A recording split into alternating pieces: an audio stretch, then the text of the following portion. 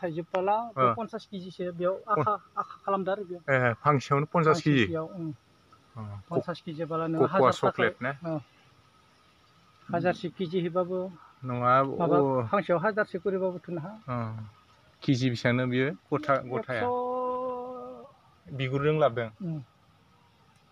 कम्पानियानो लाङो आरो ना औ नों साफा खालायब्ला नों बारा मोनगोन साफा खालामबालाय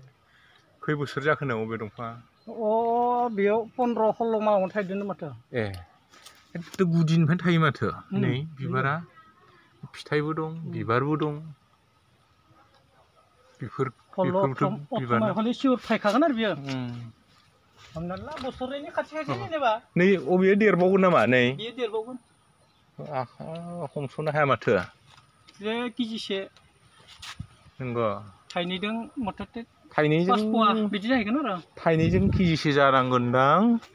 5 पवा गाहाम जायोनो थाइनैजों हासार बिराद नांगौ नामालै हासार नाङालै बेफोराव हासार गैया नै बाला हायाव बांसिन मोजांनो प्रडाक्टआ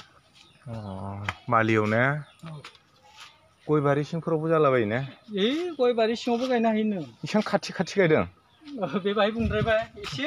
8 फुटनि डिसटेन्सआव गायनांगौ बेखौ 8 फुट हो थिगानो नै बिथिं थायलाबायदों ना ओरैनो सिजोना मा समावनो बिनियाथ' थांखांबाय नैबे जुन जुलाइयाव थायो आरो ना ओइ एम्फौ जादों माथो नै सेप्तेम्बरसोआव बांसिन होगोन आरो दायो